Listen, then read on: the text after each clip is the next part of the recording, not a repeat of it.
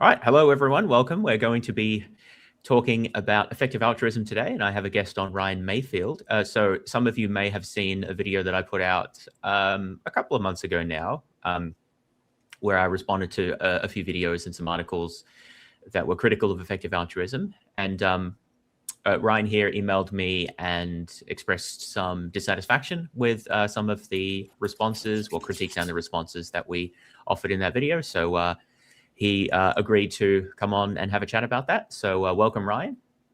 Thank you. And real quick, sorry if my dog might be trying to get in. So sorry if there's some scratching noises No worries. occasionally. But yeah, so just a little bit about me. First of all, I wanted to say I'm a big fan of the channel. I really respect you and your work. And in particular, I'm a fan of the bad apologetics videos that you do with Nathan, and have found those to be really enjoyable and insightful. So I really appreciate the work that you do. Awesome, thanks. Yeah, and congratulations on the PhD, by the way. And also, are you engaged or married as well too? Did you just? I just was married, yes, about a month ago. Nice. Yeah, congrats. Thank you. I actually just got married in October too of last year. Awesome! Congrats. Yeah, thanks. But yeah, to kind of share the thrust of my critique and where I'm coming from, I'll just read a statement real quick, and should be about 5 minutes or so. So bear with me. Sorry, it's kind of long-winded, but my views on effective altruism are mixed and somewhat complicated, but I'm overall more critical than supportive of the movement in its current form. I endorse a fairly weak or qualified version of EA's core principle that we should use reason and evidence to contribute effectively to high-impact causes, and I think many EAs have done admirable work in this respect. The movement's moral seriousness, analytical rigor, and focus on reducing suffering and promoting welfare are genuinely commendable, and most participants are clearly motivated by a sincere concern for others. However, I believe EA's broader framework, orientation, and priorities are often at odds with what I take to be fundamental moral and political concerns. I don't think that EA is irreparably flawed, and many EAs have certainly shown a willingness to be corrected and have their minds changed when they believe there's good reason to do so. But I think the broader movement would need to reorient itself fairly substantially to deserve more support than criticism. My primary critique is that EA fails to properly center justice within its mission and practices. In my view, justice is not reducible to promoting the good, though it does involve securing substantial welfare for all people. While preventing suffering and promoting welfare for sentient beings who presently exist and will exist is extremely important, the means used to achieve these ends must be consistent with justice. In my view, justice is primarily realized through the creation and maintenance of social systems and institutions that are publicly justifiable and accountable to all affected persons. Individual charitable giving and earning to give can alleviate urgent harms, but they cannot substitute for the structural work required to build just institutions. Such institutions are constitutive of justice itself and are not merely instruments to produce good outcomes. Yet the EA movement as a whole has tended to emphasize individual philanthropy and technocratic interventions through private organizations more than systemic and institutional reform, and it has often failed to adequately confront entrenched inequalities of wealth, power, healthcare access, and education, among other things. Relatedly, many within EA appear ambivalent or skeptical towards political theorizing, political engagement, and social activism. Although the movement sometimes overlaps with political concerns, it generally treats politics as orthogonal or secondary rather than central. EA's commitment to open-mindedness and evidence-based reasoning is admirable, but it does not require a default political agnosticism or nonpartisanship. I believe that there are strong reasons to endorse a broadly egalitarian political philosophy and left-leaning political parties that place justice, democracy, public accountability, and justification to all affected persons at the center, while rejecting extreme inequalities of wealth and power.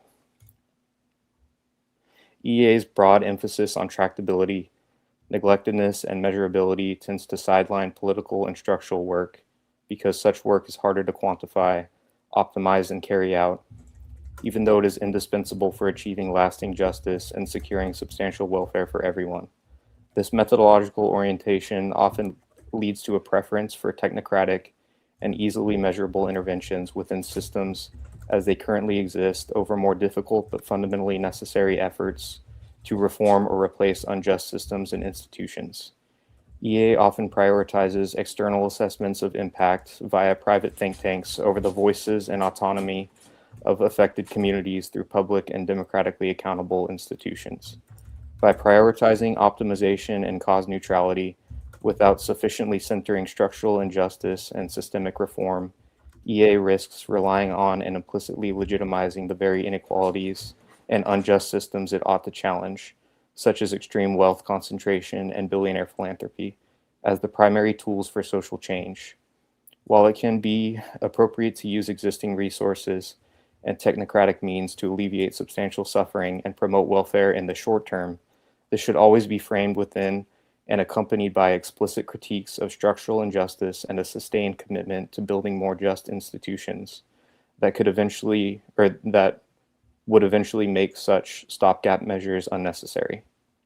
The EA movement has failed to sufficiently do this, in my view, and in this way they have tacitly served to excuse and legitimize unjust inequalities and systems.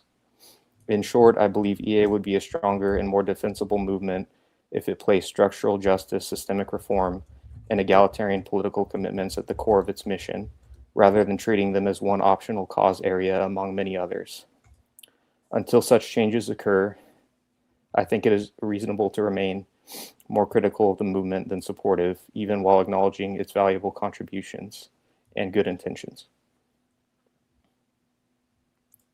So that's all. Cool. That's helpful as a starting point. Thanks very much. Sorry, that was long-winded. But, no, that's all right. So many of the things that you've mentioned there are criticisms that are fairly common of the movement. I think, you articulated them quite well. And I think that I can see why you had some frustrations with some of the videos and articles that we did cover in the previous video. I would say partly because although they, I think, had similar concerns, I don't think they expressed them as well as you did. And I think that there are varying ways that one can express these sorts of concerns in terms of how nuanced that is. Yeah, and so forth. But sure. So I've just made a note of a few things. I think so one, I think, key starting point is that, and this is something that we mentioned a lot in the video, the core principle of EA is the idea that we should be using our resources of varying forms to and to seek out reason and evidence that will inform us about how to do high impact work to make the world a better place. So you said you endorse a qualified version of that. We can talk about the qualifications in a moment, but I think that that's a good starting point as some sort of broad common ground. Right. And I think one criticism that some people have of EA, which I sort of agree with to an extent at least, is that when criticized on particular things, EAs can retreat to that broad principle as something that's relatively easily defensible. And so I think that although it is important to, not everyone agrees with even that broad principle. So I think it is important to defend. And even those who do ostensibly defend it often, I don't think implement it well in practice. And that's a critique that EA has had, say, of many existing charities and other institutions, that they don't look at effectiveness enough. So I think it is important, and I think it's important to emphasize as common ground when and where it exists. I agree that it's not sufficient to just sort of state that when EA is subject to criticisms. So I think that's a good starting point. Now, I think it would be good to talk then about your central concern of justice. This is, I guess, at a more philosophical or like moral theory level before we get into some of the more detailed specific things that EA does. So in particular, you mentioned that you don't think that justice is reducible to doing good or bringing about value. Depending on how that's phrased, I would say promotion of the good in particular. So this is where this will get into some thorny things maybe, because I was debating whether I should kind of bring up EA's relationship to consequentialism and utilitarianism, because I realize that they're not. Yeah, that's related to Yeah, this. it's related. So I don't know. Maybe we can address that further down the line in more depth. But at least I think the default. It seems like the default understanding of that among EAs is mostly at least quasi-utilitarian in terms of like just promoting the good, producing good outcomes is sort of the main focus, even if it's not that, I realize that EA as a movement is not saying that morality is reducible to that. And you don't, it's not even necessarily staking out a moral claim, although I do think most people that are involved in the movement do have strong moral views about the importance of promoting the good. But I realize that it's not intrinsic to EA to have some sort of normative stance on the value of that. But so I guess I want to say I do think that the justice aspect of it is related to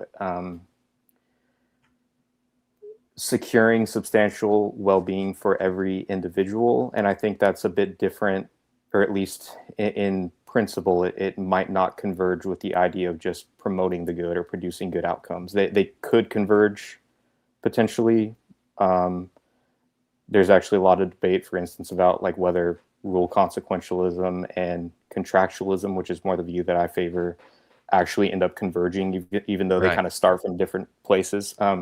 I think even if they do, the still the underlying justification is a bit different, and like I'd be happy to say I don't even mind really being considered a consequentialist of some sort, but I do think that at least the general trend that I see among most people who identify as consequentialists, I feel like we end up actually in practice kind of rubbing up against each other quite a bit, or at least in the political and the moral theory or certain stances. But right. Well, this is something that what I don't want to do is try to like adjudicate all of these ethical questions. I touch on some of them. I'm interested in seeing where and how they might be relevant. But one thing that potentially concerns me, or is something that I've thought about, is to what extent is there deep disagreement between, as you were sort of saying, like say rule consequentialism versus contractualism, and to what extent is there a difference in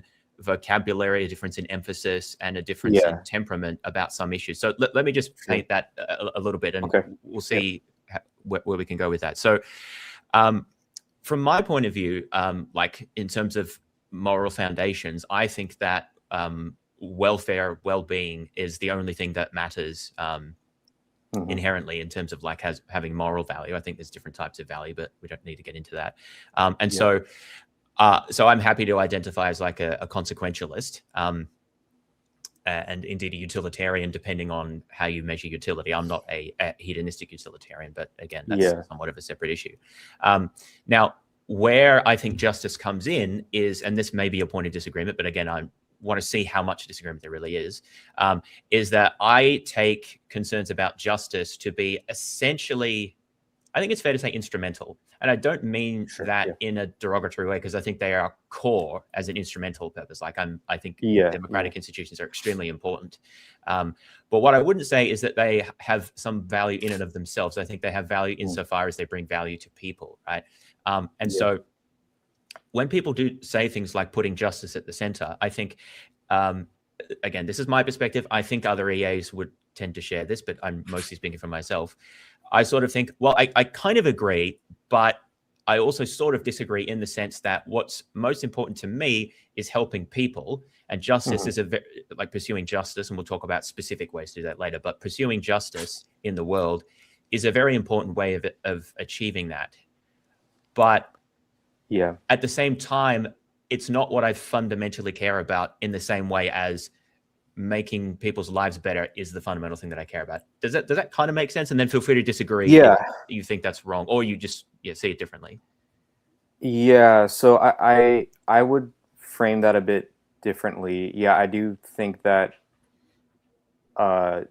justice, and so I think that the publicly accountable and justifiable institutions are actually a not just instrumentally valuable to achieving the good, but constitutive of it itself. Like that's actually a foundational part of it that is not, it's not just instrumental, it's actually a constitutive feature. So I guess the way I would try to explain that is, I think that, and where I think I end up diverging from a lot of more straightforward or classical consequentialists, is that I don't think that it's producing good outcomes that is core. So that basically, sorry if is my dog being too loud? Can you hear okay? It's audible, but it's fine.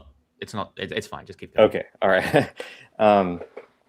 But maybe I'll try to let him in for a bit and see. Come on. See how he does. But if he's, oh God, both of them came. So I would say that consequentialism essentially consists in an emphasis on promoting the good, whatever that might be, and that could just be equivalent to securing substantial welfare. But I would say in its classical forms, at least, it's focused more on aggregation of some sort. And that is one of the things that I and most contractualists would reject, is that you can just aggregate good together into kind of one massive pile, essentially, because I think that's where the I would say what needs to stay front and center is what's more important than just, promoting the good in that aggregate respect is securing substantial welfare for every individual, even if that doesn't promote or maximize the good in the aggregate, if that makes sense. So that's where the structural institutional part is very important to me, is I think civil liberties, civil protections, all that kind of stuff that promotes equality of all sorts. So like, equalities in power, wealth, and I understand in practice, I do think there needs to be some level of wealth inequality. I think, there's other concerns like efficiency and yeah, sure, I understand that. That matter, but at least as a default starting point, you should try to reduce wealth inequality as much as possible. That should be the default, I think, assumption, and inequalities of wealth need to basically be justified for, they need to justify. The emphasis is on those who are saying that wealth inequality is permissible, I think, to justify that rather than on the other way around. I think the default assumption should be we need to try to basically promote as much equality in all these respects as possible, basically as a indication of respect and concern for the welfare of every individual as much as possible. So maybe I'll just leave it. Is that making sense? Do you want me to elaborate more on that? Yeah, so let me, again, I don't want to spend too long on this, but I think some amount of time on it may help to try to find out how much of an underlying difference there is. And that's what I'm interested in doing at this point, because I think this is relevant to how much this will be seen as a substantive critique of EA versus more of a critique about how it talks about things. So that's what I'm sort of interested in trying to explore a bit. So here's a question for you. Suppose that we had a society that did implement the types of accountable democratic institutions that you, like the best ones you can imagine or whatever, the ideal forms, and that had wealth inequality and wealth equality and other things you think are important. But suppose hypothetically, and I'm not saying this is a philosophical sort of hypothetical. I'm not saying I expect it to happen. I'm just saying hypothetically, if that didn't actually improve people's well-being, if they went from a different set of institutions to the democratic accountable ones and people's well-being didn't increase, even over the long run or whatever, would you still say that's a good thing? And let me just say what my answer to that question. I would say it's morally indifferent, because ultimately the only thing that really counts is if those things actually make people's lives better. And I think in practice, in the real world, they sort of always will in the long run. But again, in hypothetical philosophy land, if they don't, then they're of no value to me. So that's in the sense that I say they're instrumental. I'm just curious as to how you would answer that question. Yeah. So if I'm understanding it, the question right, I think I would say it's obviously, in my view, what I was trying to get across to in the statement is I think there's at least like a level, I guess it's maybe like a sufficiency threshold for each person that kind of maybe needs to be crossed. It's hard to say exactly what that is, but I then this is why I like to say substantial welfare instead of sufficient, though, is I also think there's some, like, all else being equal, we should try to make people better off, if we can, so long as that doesn't make other people significantly worse off. So like but I do think that, yeah, that institution, those kind of democratic, accountable institutions should only be implemented insofar as they do secure substantial welfare for everyone. So they are instrumental in that sense, but I guess what I'm trying to say is they're not only instrumental, they're actually, it kind of just basically falls out of my moral and political theory that that's like a necessary ingredient. They're not simply one optional means among others. They're the Yeah, okay. only I think the only I think means I of understand what you mean there. All yeah. right, so that's helpful. So I think that at least the way that I read what you've said there is that there is not actually a fundamental difference, or at least, I mean, there may be some fundamental moral differences there, but I don't think that they're necessarily that core. It seems that Mhm. maybe the differences are a bit more about thinking what's primary to achieving um, the sort of society that we want. Yeah. So, I sorry, guess go ahead. real quick, what I just want to stress is that, yeah, they're not purely instrumental.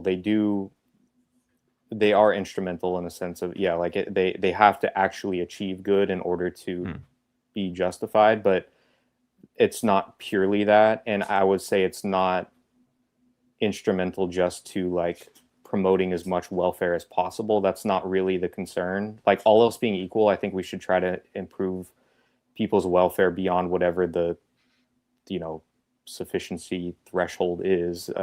We can, I don't know, that is probably one of the weakest parts of my theories. I don't really have a clear answer about where that is. I think we kind of have a rough idea maybe, but like, in any case, I'd say that's not super material, because like, all else being equal, we should always be trying to increase, if we can, people's welfare. But I do think in the real world, there's always going to be like, well, there's a point where I would say, like, so we shouldn't just like maybe give tons of minor benefits to people, um, if that would fairly dramatically increase, like, say, one person's well-being below the sufficiency threshold.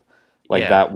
that would be unjust in my view. So like, even though that's adding more good into the world in the aggregate, that isn't justifiable in my view. And I don't know that that's what you're saying either, but I do think that's, at least for classical utilitarianism, and a lot of, and again, yeah, we're getting more still into the moral theory than EA, I guess, but yeah, these are Well, we'll work there. I wanted related, to but start from yeah, the broad and foundational and move to the more yeah, specific.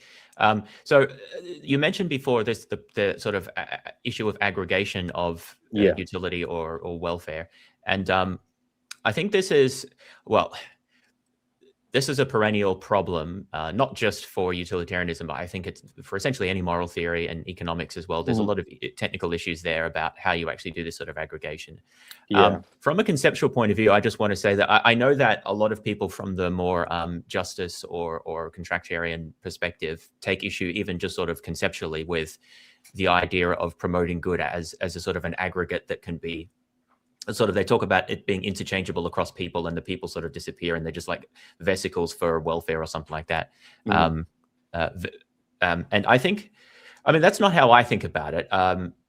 But let me just say how I think about it and why I okay, don't think that there's a necessary conflict between the views, although the language is different. But you can feel free to disagree. So I okay, think that any moral theory must face the fact that morality is fundamentally concerned with interactions between people and how people interact with each other, and also trade-offs in terms of when people's interests conflict. Obviously, if people's interests never conflicted, I mean, morality wouldn't have that much to say. It seems that it's often concerned with issues of where interests conflict, where some person wants to do something else, or that might harm someone else or affect them in some way. So it seems that there needs to be some way in making moral decisions that we evaluate these conflicts between people's interests. And what a utilitarian certainly would say about that is that, in principle, at least, putting aside a lot of practical issues about how you actually would do this, in principle, what we should be concerned about is the well-being of each person or each agent. I mean, consider animals as well, whatever the moral patient is. We consider their welfare insofar as they're capable of experiencing welfare. So some creatures might have different capacities for that than others. And we want to treat everyone fundamentally equally. So Peter Singer talks about this in terms of treating equal interests equally. I think that's a good heuristic way of thinking about it. And then the sort of assumption, and this is where it becomes difficult to implement, the assumption is we can, that the way in which we want to think about doing good is satisfying as many interests as we can to them. Okay, sorry. Didn't like that. Yeah. All right, come on, Bill. Sorry, yeah, just give me one minute.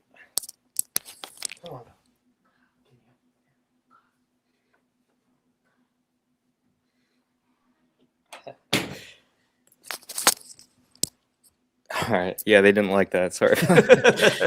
That's right. What was I saying? Yeah. So the idea is we're interested in trying to see how we can arrange things so that we can maximally satisfy as many people's preferences as we can. And there's constraints on the types of preferences and things. But I maybe shouldn't say preferences. Satisfy.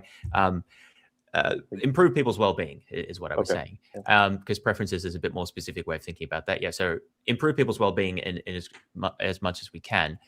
And so the idea is that there is a way in which you can compare how much a given action or outcome affects one person's well-being compared to another person's. Yeah. It seems that if we don't have that notion, then I guess, maybe that will be a difference that's just impossible in many cases. But that the idea is that if there is that comparability, then this aggregation does make sense, and it's not actually a way of saying that what matters is not people's well-being. Like, it's really just a way of comparing people's well-being in a way that actually is sensitive to that fundamental assumption that everyone's well-being counts as equally.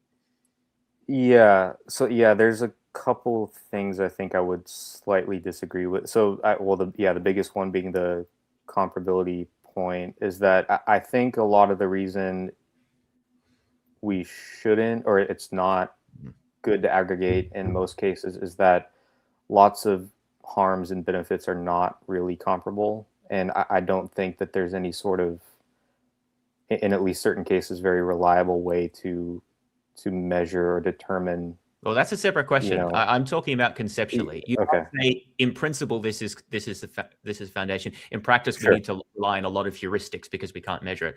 I just want to focus on whether it's conceptually coherent to talk about.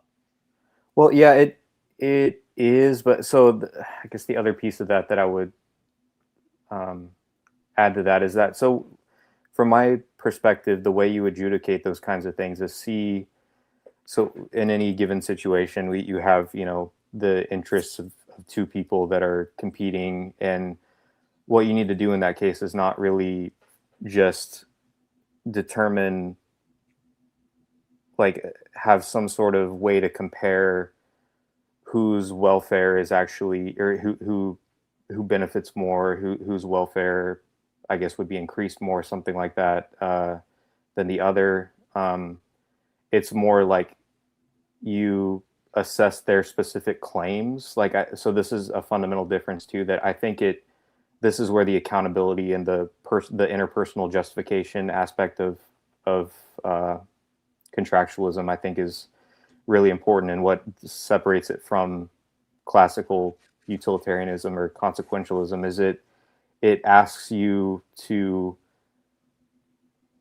listen to the justifications that people themselves would give and weigh kind of on that basis. Like, you take their agency and the reasons that they would give in particular into account, rather than just assessing welfare, from whatever metric you may have. You actually just assess their individual claims and reasons that they give, and see which one, and then you weigh basically which one is more weighty in that kind of a way, rather than just a aggregation of utility, that sort of a thing. It's just it's a different justificatory structure, I think, and that does end up yielding potentially at least some different results. So like one good example of this in my view is that I think like in a case where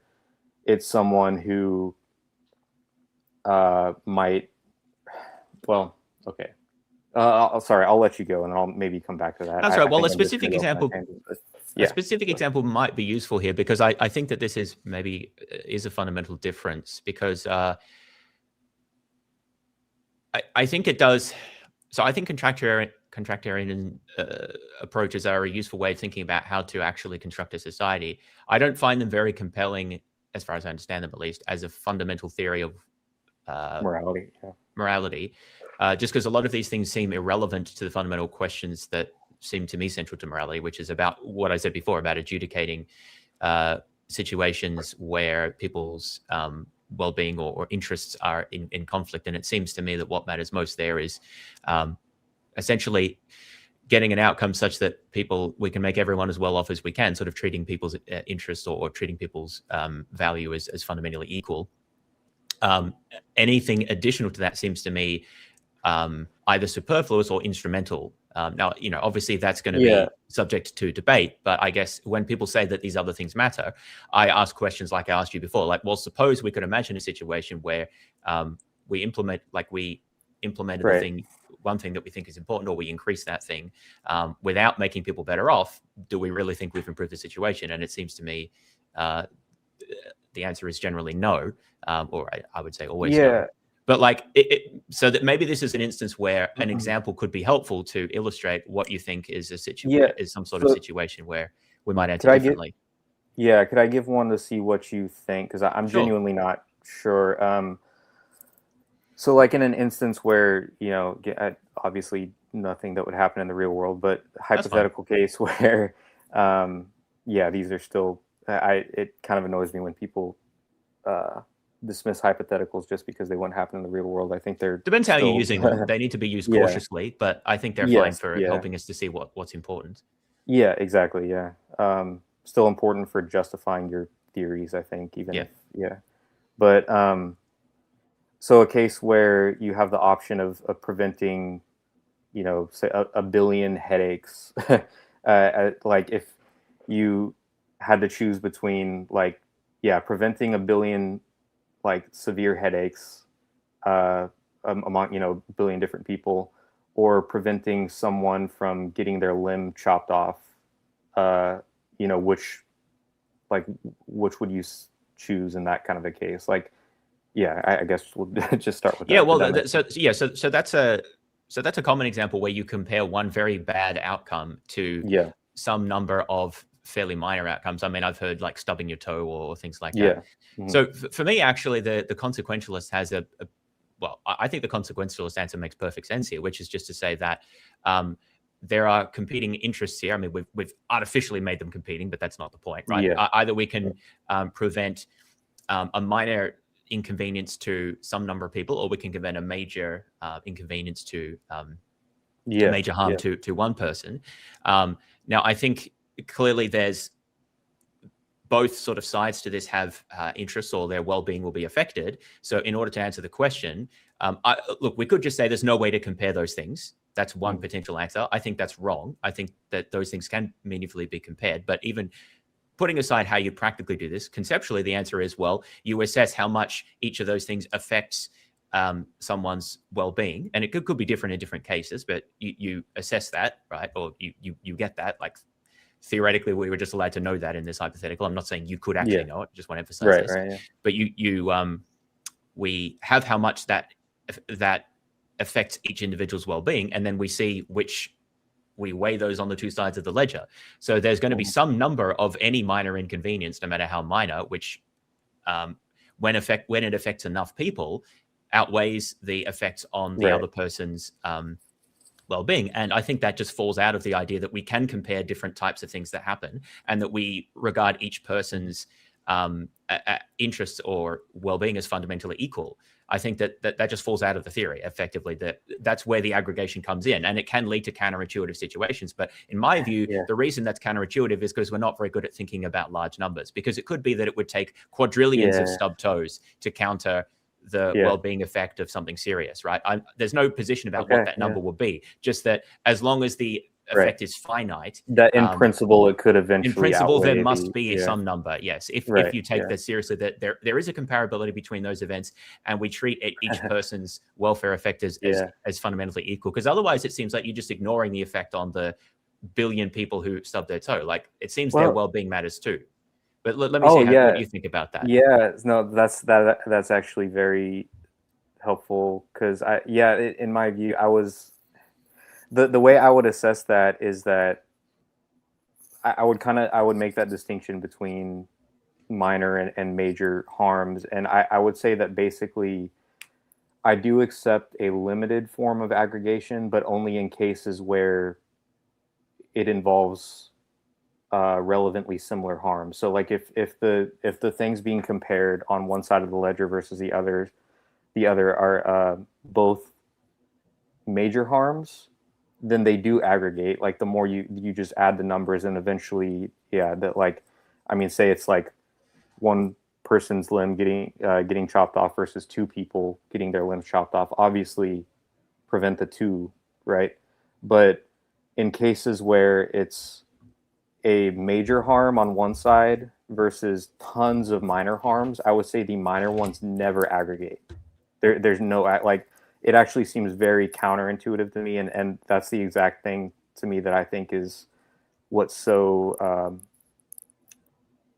personally to me kind of appalling. I mean, I know that sounds strong, but it just seems very unjust to me to do that sort of a thing, to where you're going like, okay, in principle there could be enough headaches that occur on the other side that would make preventing those more justified. That, like, I think those minor harms never can outweigh or aggregate against when you're comparing that against one major harm. That's interesting, because you think that they're comparable in the sense that one is less important, severe than another, and presumably you also think that they minor harms aggregate relative to each other, so 2 headaches is worse than 1.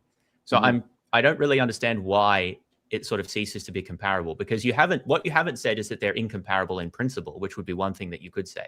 You said that they are comparable because the major harm is much worse than the minor harms, and the minor harms aggregate together because more minor harms are worse than a few. So I just don't really understand. I don't think it's satisfactory just to say that I refuse them to aggregate. Like, I think you need something to say about why they don't, and why it's okay to just sort of ignore many, many lesser harms, or always treat them as less significant, I should say. But that's what I mean by ignore, because you're going to say no matter how many of them are on one side, they never outweigh the other side. That seems very counterintuitive to me, that the numbers just don't add up like that. And I think that kind of falls more or less out of contractualism. So maybe I can try to explain this better too. But it's not saying that like one person's harm counts less than another. It's just that what you have to do is justify the action to each individual person. And I think what you do then in this contractualist scenario is you're going basically person to person, and you're thinking, can any one of these individuals who would face the headache justify you saving them and these other people who are just going to undergo a headache against this one person who's going to get their limb chopped off? Well, so like you can't do that person to person. But why are we restricting it? Because there are many instances where we need to compare the effects on many people compared to the effects on one person. That's what society is about. You're assuming that valuable states of affairs, or the good, is more important in the aggregate than the reasons and claims of people. No, I'm assuming that the reasons and claims of people aggregate. That's what I'm assuming. And that if many people have small concerns, they can aggregate to a single person with big concerns. You just deny that can be it seems to me that you're just denying that that's a thing. But I don't understand why, because you think that those things can be compared. But why? Well, Yeah, but Because you acknowledge that one is worse than the other, and you acknowledge that multiple small things are worse than a few small things, but then somehow the aggregation just well, peters no, out. I don't understand that. no, because you're um, so it's about what you're like, because I'm rejecting that. I guess to me it just seems like a principle that I'm kind of understanding as part of contract, and a lot of contractualists wouldn't really even go this far. I think a lot of them just That's fine. It's reject just how you think even the about kind it. of aggregation that I think is intuitive and permissible, because I think there's another extreme end where some contractualists would say just there's no aggregation that ever counts. And I think basically it just, I guess I can't really explain more than it just much more at this But point. then And it how just on your seems theory do you adjudicate? Sorry to interrupt, but how do you yeah, adjudicate? So the way you described it is you sort of talk about how to justify an action to individuals, but then how do you adjudicate things that affect large groups of people? Because that's a very common social problem. It seems aggregation is essential yeah. there. Otherwise, I Well, don't know how we that make any you principled have to decisions. ask whether they are relevantly similar harms on each side of the ledger, because I guess it's like, to me, the stub toes or headaches and that kind of a thing. It's like, okay, yeah, there might be billions of people that are getting stub toes, but to me that doesn't really just like, then if I have to go to this person and compare their claims and go like, is this person who's getting their limb chopped off justified in complaining or arguing that we should save them over the billion people with the stub toes? I think that just seems very intuitive, because they're undergoing one very serious harm while all these others are just undergoing individually. So this is the thing too, is like just individually very minor harms, which I don't think in principle, it just seems, like I guess I'm just accepting this as intuitive. I It don't know seems how like you're to. just saying big numbers are counterintuitive. I just don't find that very convincing. I Well, mean, that's no, fine. Like, I'm not saying we're going to. Oh, go I'm ahead. saying big numbers of small harms. I'm not saying big numbers as such, because I already acknowledge that uh, comparable harms do aggregate. Like, or relevantly similar harms do aggregate. That's what I'm trying to say. Is like I acknowledge that numbers matter, but they only matter in certain scenarios. And I guess Well, if the you only just, thing that I makes don't know how something to. relevantly similar from the utilitarian's point of view is that it's affecting someone's well-being. Now, this I think Yeah, is fundamental because I think I don't want to say underpins, because there might be other ways you can get to this, but I think that for a lot of EAs, this sort of thinking underpins cause neutrality, which is absolutely yeah, central to EA. And this might be a point of yes, difference here, because if you have this idea that there are not just practical. I want to, again, people in chat, I think, are mixing the points here. There may be many practical limits to comparability, but we're talking, what I've trying to be emphasizing here is in principle limits to comparability, which means there's just no fact of the matter about what the outcome of a comparison is, like whether some, in other words, whether one thing is better or worse than another, or whether things aggregate in this. yeah. If you reject that, then I think cause neutrality makes a lot less sense. It's harder to justify. There may be other ways to do it, but I think that's the way many EAs think about this, which is that the reason we Yeah. should be neutral in causes is because all causes are simply means to the end of making people's lives better. And if you reject that, then it's going to become a bit confusing as to how we can then compare different causes, which might involve these sorts of trade-offs about small inconveniences to some versus large effects on other people and things like that. I mean, it seems to me that we do Right. face those all the time in politics. So I'm not sure how you would resolve those, but we can maybe put that to the side because that's somewhat of a different issue. But do you want to talk about this relationship? Or let me rephrase that. Yeah. Do you think that this idea about aggregation and limits to comparability is relevant to the plausibility of cause neutrality in EA? Or do you think Um, they're different questions? Because to me, they seem I, connected. yeah, I do think they're related, but I guess I would still say, like, the way I would think about that is just, I would say we should try to isolate or find what the most serious harms that are occurring in the world are, but I would assess that more not just like as a so like I would think about that more at an individual level first. So like I would think, okay, what are some of the worst harms that people as individuals could face, which, you know, say like starvation, disease, cancer, that kind of thing, right? And then go, okay, how many people are affected by that? And where, you know, then think about trying to provide resources or you know, money, whatever that may be, to help alleviate that form of suffering. And I think that kind of way of thinking, and then yeah, evaluate those kinds of things more or less, well, neutrally. But I would say there was a scenario where like billions of people, again back to the headaches thing, I guess, like that is a common thing that was occurring, where there was like billions of headaches that could easily be alleviated, but no one was really doing anything about it. I wouldn't say we should prioritize that, even if the aggregate sum of welfare, you know, is or suffering is greater than, you know, the relatively smaller number of cases of people facing starvation or cancer or, you know, something like that. Like I think we should isolate those first, you know, and then like once we alleviate those more individually serious forms of suffering, then we can focus on the headaches and the other things like that, you know. But that's the way I would think about it, I guess. Let me give a specific example. It's not exactly analogous to our thought experiment, but it seems to be somewhat analogous.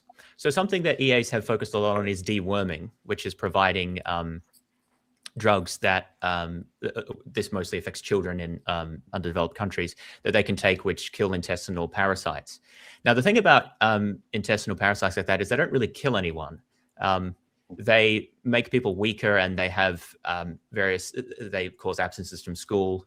So they have negative health and educational and things outcomes, but they don't kill people, or you know, the vast majority of cases. Now, a different cause would be malaria, which obviously does kill people, right?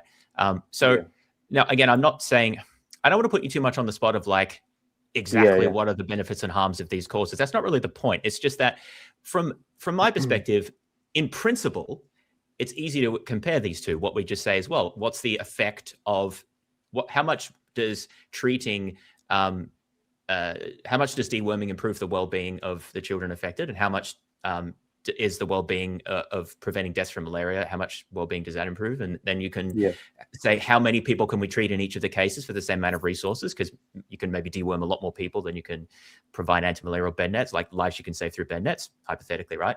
And then you do the comparison. So I guess the concern I have from your perspective is that you've mentioned these principles about whether the harms or benefits are like relatively similar.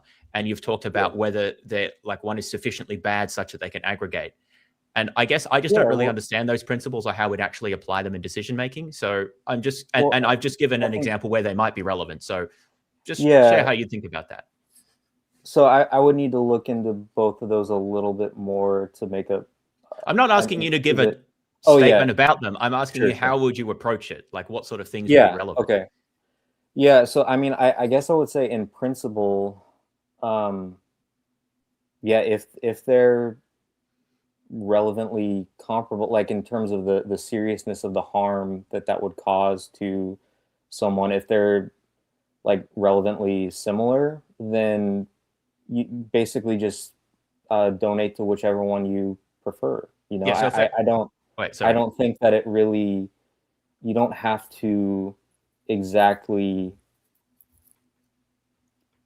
you know, compare like down. I don't know. There is a certain point where it's just, I'm like, yeah, one might be like slightly worse than the other, but like, let's say that's the case, right? Like that the deworming thing would be slightly better than the. What was the? Anti-malaria was the other example, but I'm asking you how you assess better and worse in this case, because I'm just trying to use this as a case where we're comparing death to like modest modest, let's say modest health and educational benefits. But the idea about EAs is that, well, we can treat we can deworm lots and lots of people. Oh, And so those benefits yeah. aggregate to being large. Now, like Yeah, this is well, somewhat, okay. let me just say, I'm not interested in like the actual comparison, because like providing anti-malarial benefits is quite cheap as well. But I'm just using it as a somewhat real world instantiation of the very hypothetical example that we gave before that's actually relevant to what EAs do. So if you look at the harms at an individual level, one is death and the other is having intestinal worms, which is not great, but it's relatively minor compared to dying. And so what I'm curious about is how you would even in principle assess those as a real world case. No, for sure. Okay, that's making more sense. And I was kind of dumb of me, but I didn't really take into account the No, that's right. That was the point of the comparison, because it seems that EAs have an approach for doing that, at least in principle again. But I don't understand how you would think about that.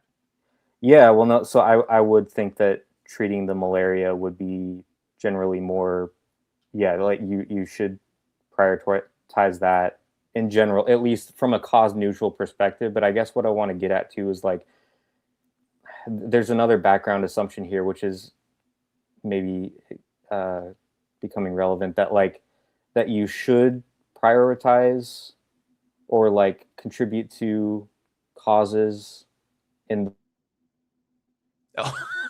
Oh no, chat, are you still there? I don't know if that's on my end or his end. We had some internet problems before. Chat, let me know if you're still there. I seem to still have internet. I hope that was on his end. I haven't run out of data or something. Okay, chat's still there. Thank you. I was just worried that. All right, he's back. Sorry about that. I don't know what happened there. I think that was on my end. The internet just crashed. But maybe this is irrelevant. So I don't know where I left off. But okay. I think that in principle, I would say if you're evaluating which cause is most important to contribute to, I would say that malaria, between the deworming and the malaria, that would be the more important one. Because even though there are maybe like a smaller number of people that are facing that is a more, if you're weighing death against like quality of life. Well, at an individual level, in the way that you described it, obviously one is much more significant than the other. Yeah, but I guess too, what I would say is like it ultimately, I don't think it's wrong to contribute though to, and I realize that EAs aren't saying this too, like there's, I know that EA isn't inherently normative or making moral judgments in this sense, but I think most people operate at this level. They have, everyone, or most people at least, have very strong moral judgments about these things, I think. But I would say that from my standpoint, it's very permissible. Like if you wanted to contribute to deworming instead of malaria, that's totally fine. My view of these things is not that any one of these is particularly required. And this actually gets into the weak version of the EA principle that I'd say I endorse. Like basically what I mean by that is I think it is important, and I think it may even be morally required to contribute at least some of your money, assuming you have, you're reasonably well off and have some, you're not living in abject poverty yourself, to contribute some of your spare money to high impact causes like this. But the majority of the money that you donate, I don't think even has to be contributed to causes like that. You can, if you want to contribute to, a pet shelter or something like that, like just because you love dogs or something, like I think that's totally permissible. Yeah. So let me just interject there slightly, because although maybe the framing is slightly confusing because EAs do advocate donating to charities to do that, I was actually just interested in those cause areas from the point of view of making a comparison about what is better from a social point of view. So this could be a government making the decision about where to invest health dollars, for example. It doesn't have to be private charity. And I think that the decision framing, maybe you think it's fundamentally different. I don't think it's fundamentally different there. And so, yeah, the question was just how you would assess which is more significant. And what I would say, and this is adding a bit of normativity to it, is that, again, just from a normative point of view, not saying like it's you donating charitable dollars, but from a normative point of view about what is better, it is like, suppose one of those causes is 10 times more effective than the other. Let's put aside exactly how you measure that. But like, just from the conceptual point of view, if we assess one as 10 times better than the other or more effective at achieving some outcome that we think is relevantly like more valuable than the other one, then, well, absolutely the investment should be made in that one. Like, that's sort of, I mean, that almost seems trivial depending on how you phrase that. But like, I wouldn't say, for example, oh, well, from a social point of view, we should be indifferent between which of those gets the resources. Like, no, the more effective one should get the resources, right? Like, I presume you would agree with that, though you may disagree on how we make those judgments about which is better. But like, if you think, for example, that it's way worse, that the malaria one is way worse because it affects the individuals much worse in the way we talked about, then it seems from your point of view, you would say, from a social point of view, that one should get the resources. Yeah, if there was literally a trade-off of just which one. Hypothetically, we're saying there's a trade-off between them. Yeah, you only had to you had to choose one or the other. I would say the malaria. Yeah. Okay. Yeah. I was just clarifying that because I just wanted to separate that somewhat from the issue of private charitable donations, because that's another point that you raised that I do want to come to. And I get I do feel the pull of that to some extent. Like at one level, to me that's slightly counterintuitive. Like, I do have some consequentialist intuitions to a degree, but I think it's more counterintuitive. Like, when I think about it, more like the going back to the headaches versus the limb chopped off thing, to me, I guess it seems more counterintuitive. Like, I get in principle the aggregation intuition even in those cases, but to me, I guess it's just competing intuitions, and that's kind of what it comes down to. And it's hard to, I wish I had a better argument to give you there, but like, I guess that's kind of what it ultimately ends up coming down to in moral philosophy, for the most part anyways, is just to some extent competing intuitions. Just to speak from my point of view, we're not going to resolve this here, obviously. That's fine. I more just wanted to understand from your point of view and see how you think about it. I agree that it is counterintuitive that any number of stubbed toes could outweigh losing a limb or something like that, or something very severe. I just don't think that intuition is worth anything, because I think it almost certainly comes from difficulty we have.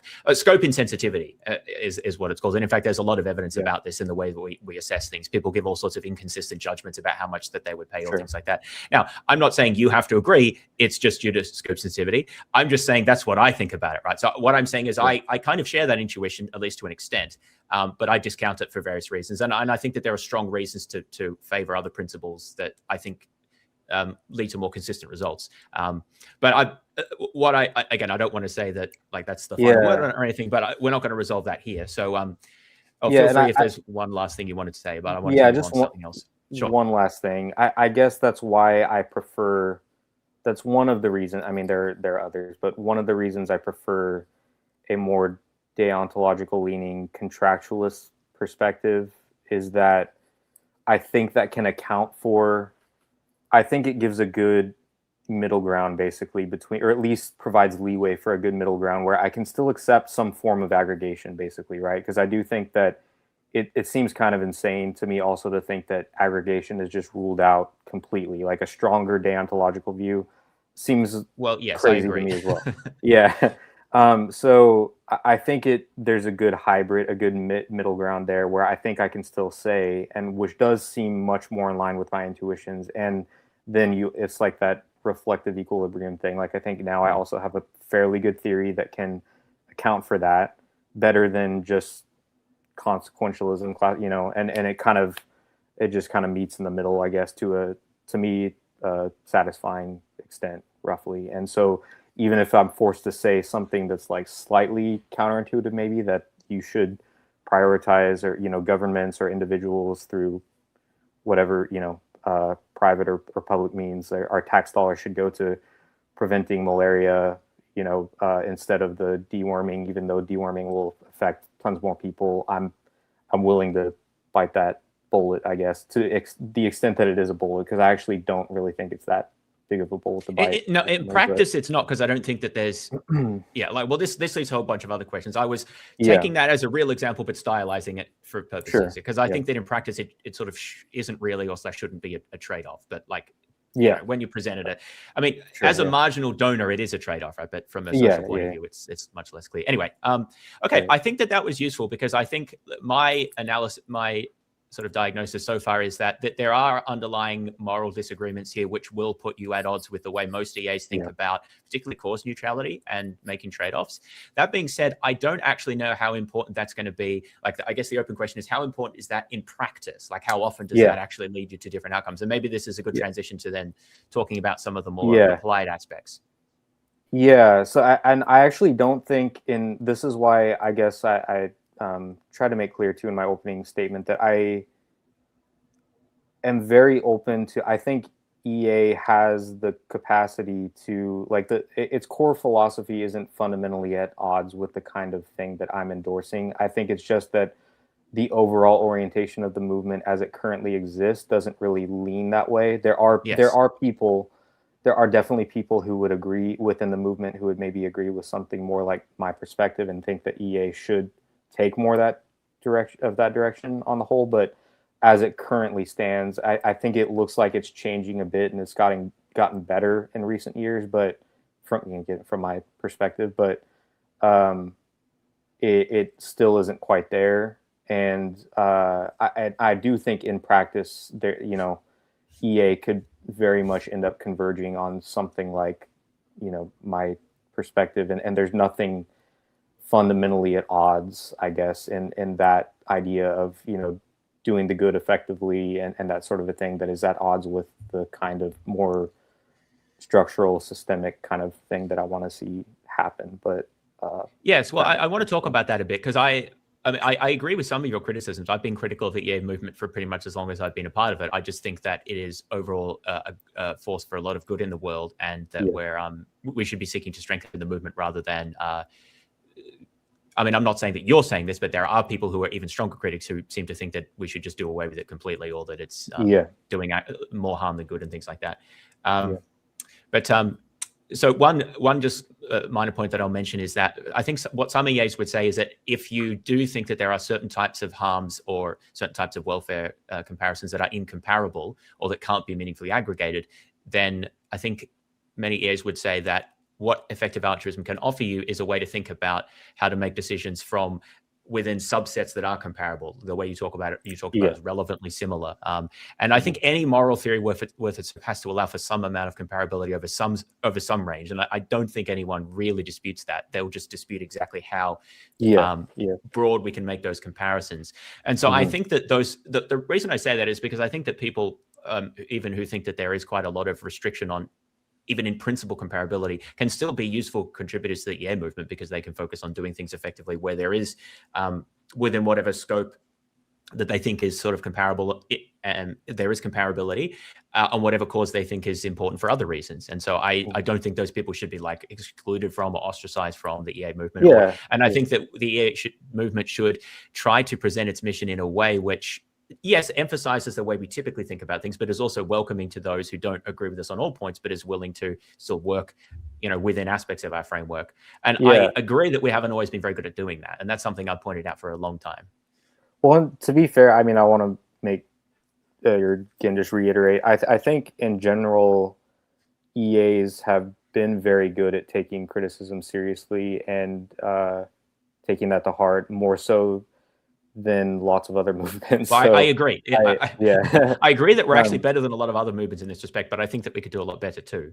Yeah. So, I mean, like, there's definitely, my perspective in general, I guess I would still say, is just slightly more critical than supportive as it currently exists, but definitely think, I probably wouldn't have even been very interested in sending you the email that I did if I didn't think that you and other EAs were open to accepting these or taking to heart these sorts of criticisms to begin with. So I very much admire the spirit in which, most, as far as I can tell, effective altruists actually go about these things. So it's not a matter of, I definitely wouldn't go so far as to say like, effective altruism is just irreparably evil or harmful or, Yeah.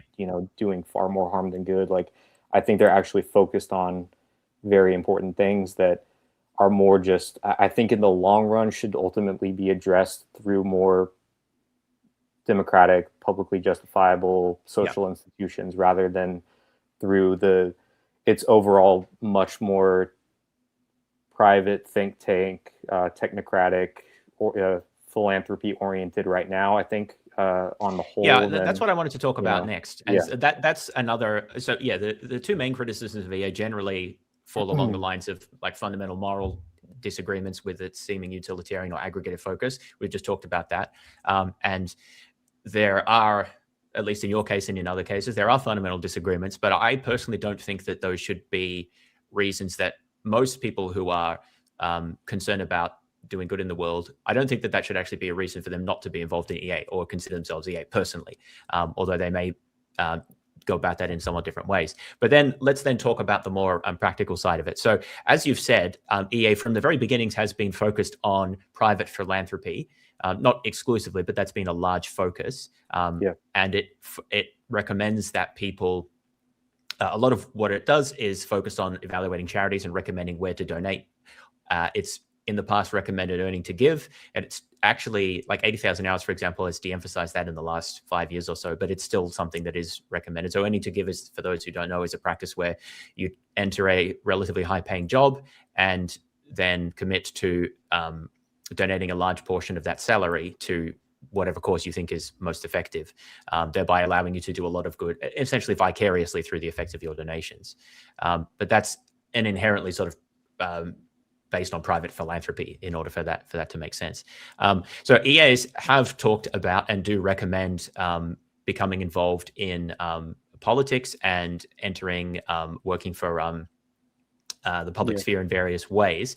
I think it's fair to say it hasn't been foremost in the movement. I mean, many of the people who are involved in the movement are prominent are either people who've been involved in working in charities, setting up charities, evaluating charities, donating to charities, or encouraging others to donate to charities. So it's fair to say that that is a focus of the movement. I just want to emphasize that it's not as if that's the only thing that EA say you should do. But it has been and still is a focus. So now that's something that's of concern for you. I want you to talk a little bit more about what you think the problem is with private charities and why we should be. I don't know exactly how concerned. I mean, people's critiques vary from like billionaire philanthropy is like just even like Bill Gates charities and things like that. They just like making the world worse, and we really should get rid of them. To like they're doing good, but we could do a lot better through other means. So situate yourself sort of there and explain why you think that. Yeah, so my criticism overall or I guess the way I should start is by saying I think it's good within the systems and the institutions that we currently have. I think it is important to contribute to charities that are effective, but more so it should be framed, I think, as a short-term and kind of unfortunate necessity as a result of the fact that we live in an unjust system and don't fully have just institutions currently. And that is kind of a temporary stopgap sort of a thing to sort of alleviate the worst symptoms of that injustice, rather than as a kind of continuous supplement, I guess, for whatever injustices are occurring. Like that will just kind of perpetually be there. I think eventually we should work towards making those kinds of interventions through private charity and philanthropy obsolete and unnecessary, basically. Like or at least where it becomes far less pressing to do so than it currently is. I would say it is very pressing right now, given the state of the world that we live in, that people donate to effective charities like that. That is a very morally important, I think, thing to do. but eventually it should be understood that this is kind of a temporary thing until we reach a point where we have just systems and institutions, if that makes sense. Yeah, well, I agree with that. I want you to develop the point a little bit more, if that's okay. So why is it? Okay. Obviously, there's not nearly enough charitable donations, nor are they used effectively enough to resolve all of the issues that are all of the problems that exist in the world. But again, if you allow me to into hypothetical land again, you've contrasted private charitable giving with just institutions, and the idea there seems to be that obviously, actually existing charitable institutions are not like sufficient to bring about justice across the world. But the idea seems to be that even in principle, they wouldn't be capable of that. Even if everyone donated, even if everyone in the Western world donated far more money and were able to, fully fund healthcare for people and all of these other things throughout the world, right? If hypothetically we had a system that worked like that was predicated on charitable giving, it seems like you would still contrast that with the sort of systems that you regard as just. And why don't you develop why that is? What's the fundamentally wrong thing about inadequacy of the charitable model? So the fundamental thing there has to do with the security aspect, the way how stable, how secure in the long term is it? Because I think basically the structural problem, or one of the main structural problems with charitable giving, is that it's contingent on the desires, the whims, the voluntary, the willingness of people to donate money, essentially, right? Yeah. So what's so great to me about, and I know, libertarians and other people are going to disagree with this, but taxation, I think, is really good and important as long as it can be used in the right ways. Obviously, I mean, it can do a lot of harm too, but I think that taxation is justified, and ideally we have a situation where our tax dollars are just going to these kinds of things. To me, that's what's important about that is it's much more secure and stable, and more stable means of achieving that in the long run than relying so heavily on private charities and the willingness of individual actors or people to use their money and make sure that they're, finding the right charities, I guess, to contribute to. So I think I agree with you from an instrumental point of view. I think that you have a stronger, I don't want to rehash the things we've already talked about. Yeah. I just want to push this a little further, not too much further, because I don't think we're going to be in dramatic agreement here, but I'm just a bit curious as to how you think about this. So I think one of the main problems with private charity is people are not generous enough. They're not nearly generous enough, and they're far too motivated by what makes them feel good rather than an objective analysis about what causes and what ways of donating are the most effective at helping people. And I think that public institutions can be better at doing those by using essentially the competencies of the state to forcibly extract taxation revenue from people. It can raise far, far larger amounts of money quite reliably, and through institutionalizing some of these decisions, and relying on experts. I'm not sure how much, because you've criticized technocratic solutions, but I think that the state can institutionalize that in a way that can be in many cases more effective than individual private donors, though not always, obviously. But anyway, so I think that there are a lot of practical reasons to favor that. But what I want to ask is, it seems like one could push back against this by saying, well, yeah, but publicly funded healthcare and infrastructure and education and other sorts of goods are still subject to the whims of the electorate. And we've seen increasingly recently how unreliable that can be. So in practice, it seems like that they're both subject to different types of whims. And one could say, well, is it not just a sort of empirical question, or it's a sort of instrumental issue as to like which happens to do better? I think you would go further than that and say, no, the public institutions one is still better. But how do you respond to the idea that a democratic set of institutions is still subject to people's whims in a strong way? Yeah, I mean, I would just say it depends on the democratic system. There's obviously lots of different, how they're designed, that matters. The design. I mean, I think that is a perennial problem for democracies too. And yes, we're in the United States seeing significant problems right now related to that. But I think to some extent it is an empirical question as to which democracies or to some extent, basically, yeah, it's entirely an empirical question as to which ones do better. But I guess what I want to emphasize too is that some kind of democratic mechanism it needs to be there. Like that is, which ones do empirically better is a relevant question and should help us determine which kind of democratic system to choose. But I would say that, again, based in my kind of fundamental framework, a system that is accountable to the people, broadly speaking, in some significant way, it needs to be there. That's not just an optional thing. In my view, that is a constitutive feature of justice and securing substantial welfare, at least, that sort of a thing. So I think it's not just empirical. It is empirical as to which one will do better or worse, but I think some kind of publicly accountable, publicly justifiable system that answers to the people in some sense needs to be in place. And yet, as to the instability and the whims part of it, yeah, that I think there's no perfect system. And there's always going to be some kind of instability and subject to whim and that sort of a thing as well.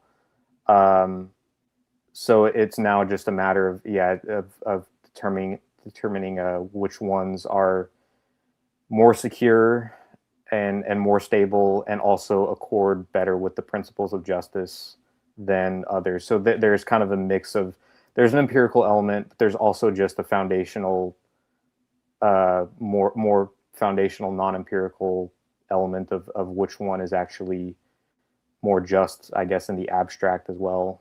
So there's sort of a mix of those two things. Yeah, so I think that's interesting. So I think that this part of this harkens back to what we were talking about before, which is where I don't consider justice to be like a separate moral good in itself. But I think that for a lot of practical concerns, that's not going to matter too much because we agree on the importance it has. And one of the things that I think that I would say is a flaw of the private philanthropy approach is that it's, impossible is a strong word, but at least I think it's extremely difficult for private donors to be held accountable to the people.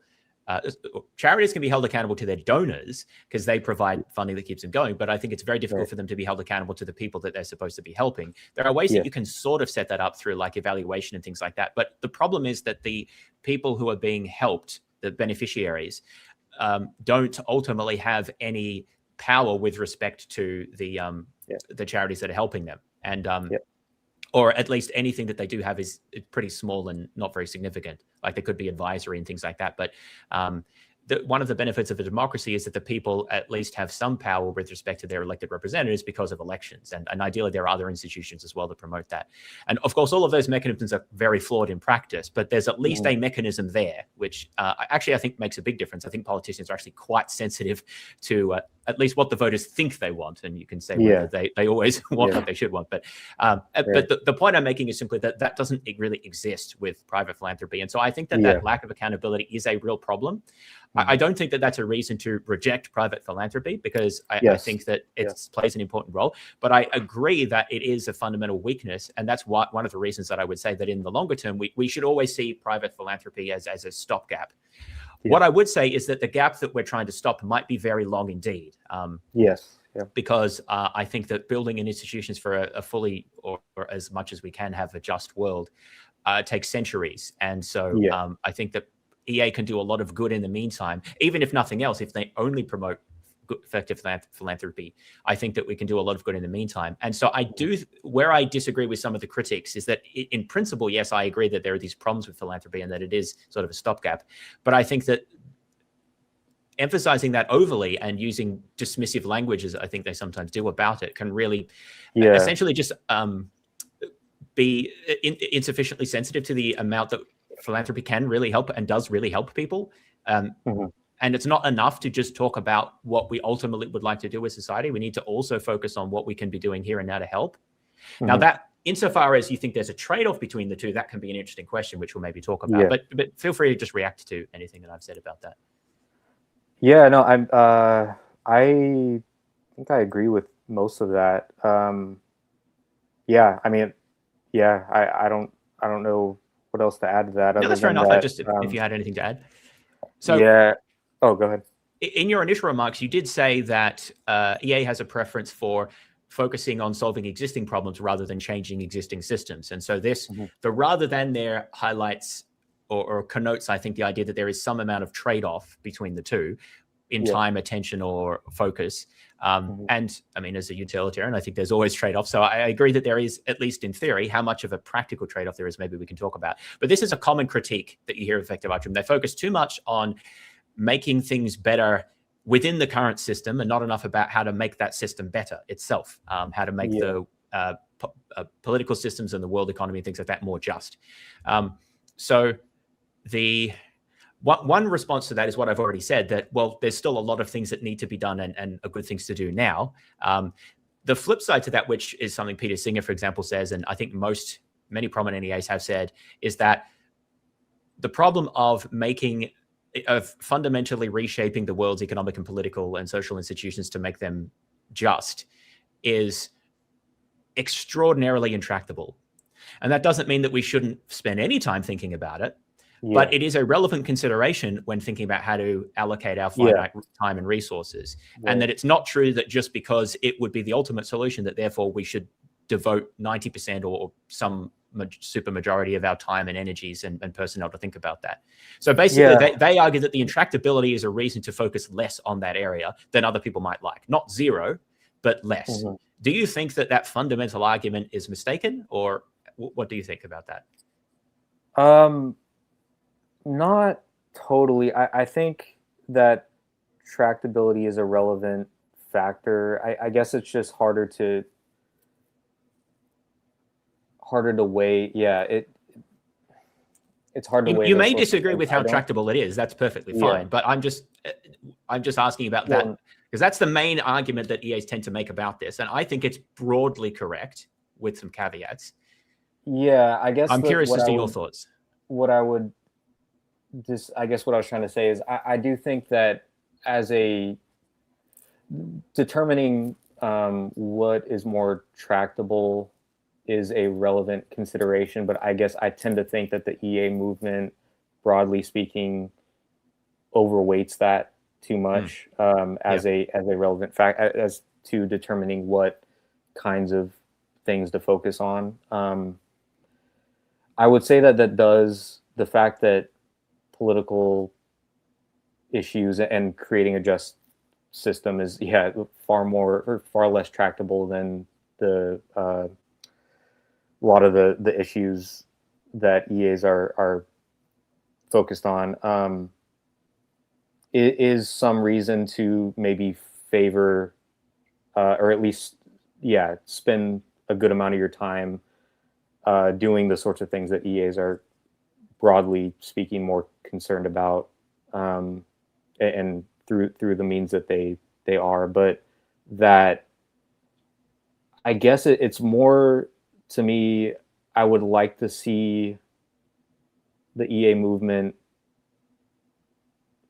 understand, like, kind of, maybe it's just broader self-understanding change. Like, even if they don't necessarily, in my mind, like, have to focus on systemic issues, like, in their day-to-day or the work that they do, more than they do the other philanthropic, charitable giving kind of stuff.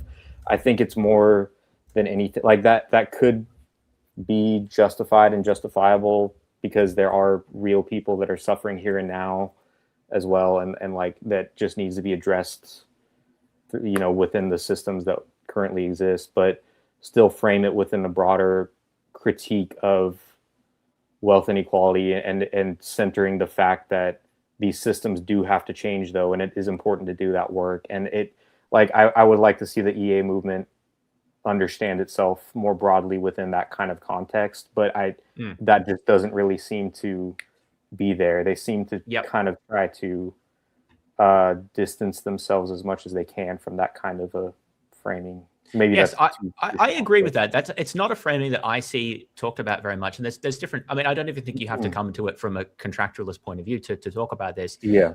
A somewhat different perspective is to talk about how ineffective and inefficient many of our political and economic institutions are, and they require significant reforms.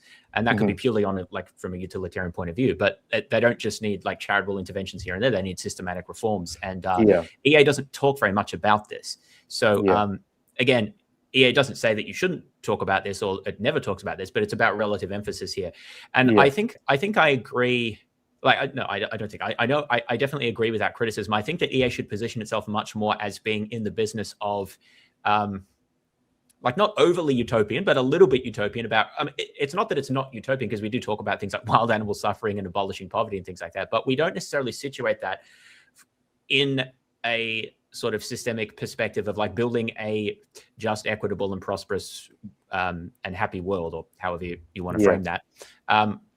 I'd probably emphasize happiness more than justice, but like you want to want all those things anyway, right? So like the point is we don't situate ourselves as being necessarily a part of that project in the same way that like social democrats or like socialists traditionally have, or other workers' movements or even religious movements have sort of situated themselves that way.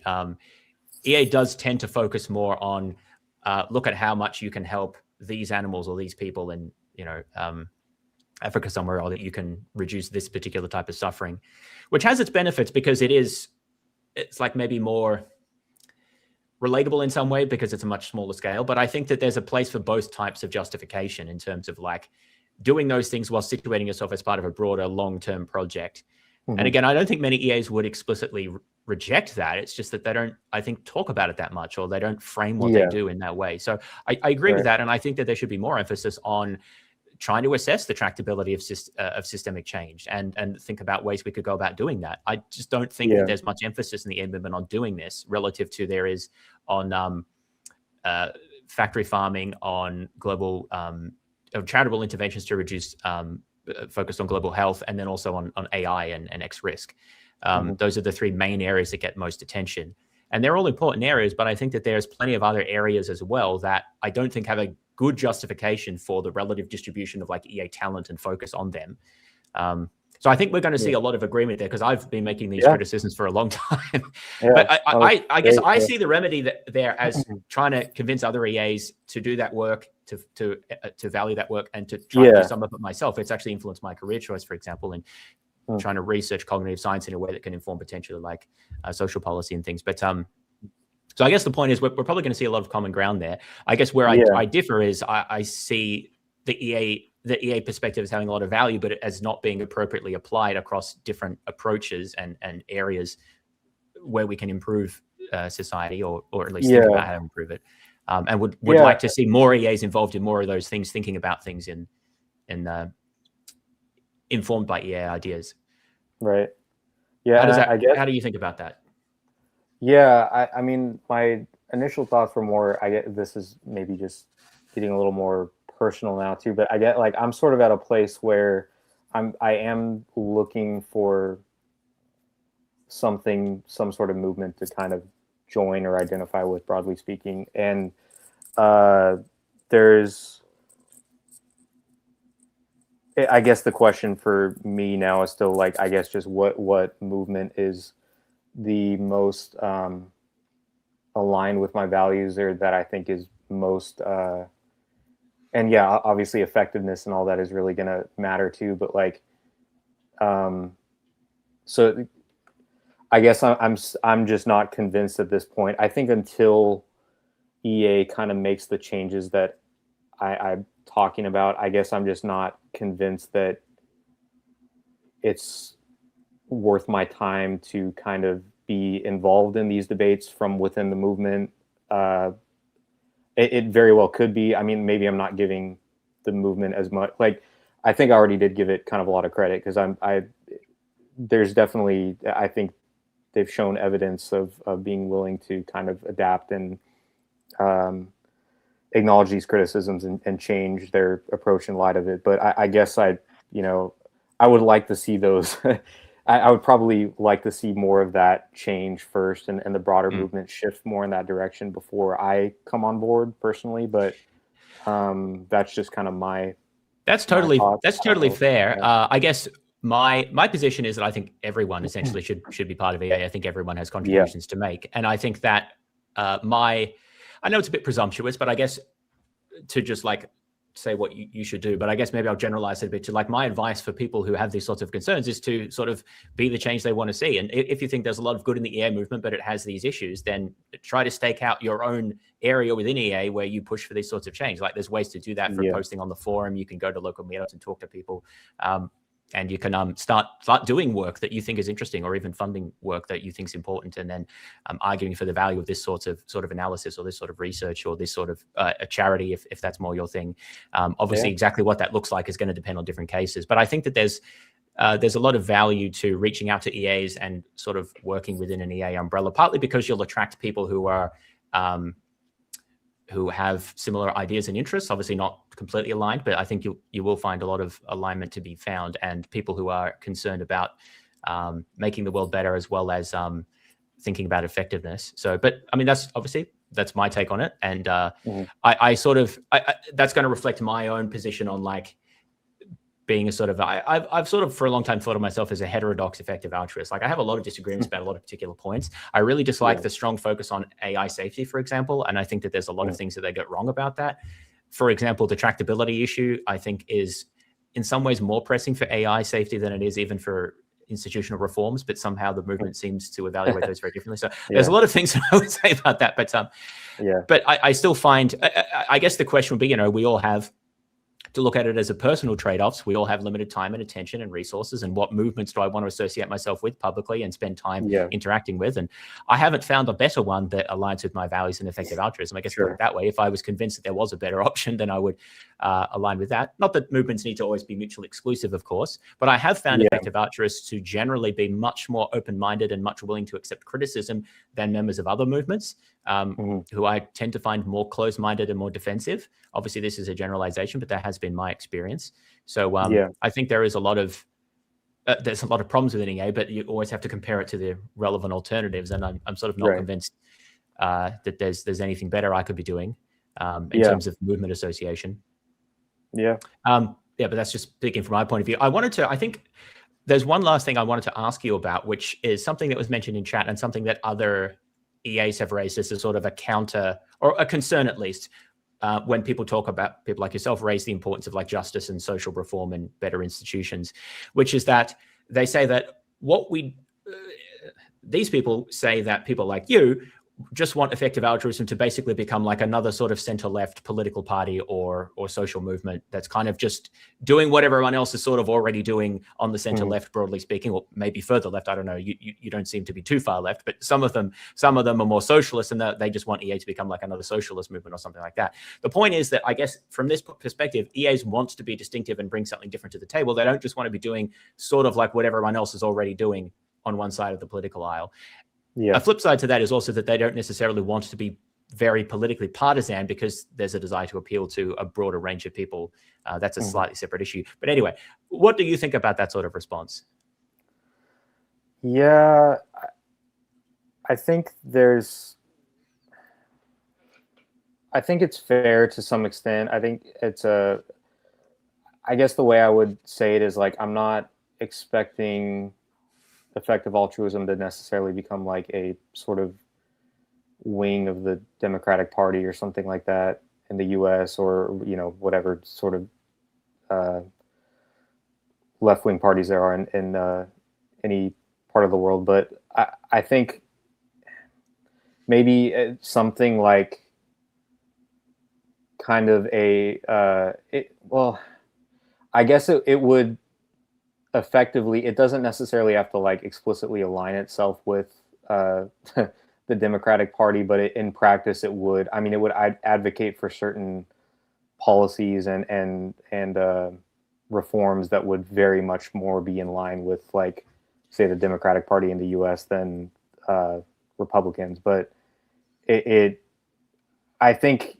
effectively, I guess in one sense, I am kind of asking it to become like that, but not like legitimately just another political party, but like kind of a movement that helps to, I guess, like a good example would be kind of like the DSA. And I don't know much, I have lots of sympathies for, sorry, Democratic Socialists of America, where they've kind of, I'm not part of the DSA. I'm not a proponent necessarily, but I do have lots of sympathies for it, and my views are very close, I think, to their platform, broadly speaking. But where they do kind of try to influence politics, they're not a wing of the Democratic Party, but they do kind of like support candidates or people, that then go into politics and do certain things and kind of like are adjacent to it, but still clearly left wing, still have a certain, political outlook. But I guess I do think, as far as I can tell, they're not quite as sensitive to evidence and reason, and that, that might be a overgeneralization. But I do think that's one of the things where, if effective altruism could kind of meld that with sort of a more like left-wing social democratic or democratic socialist kind of ideology, that would be beautiful in my view, like, but yeah, I think that is kind of the direction I would like to see it go. But again, that's just me. I don't know that. Yeah. That's very interesting. So I just a couple of things to say about that. So the first thing that I need to say is, as someone in the US at the moment on a visa, that I do not endorse any particular political party. We're talking about like policies and ideas, and not well, at least I'm talking about that, and I'm not endorsing any particular candidates or advocating against any. So just want to put that caveat out there.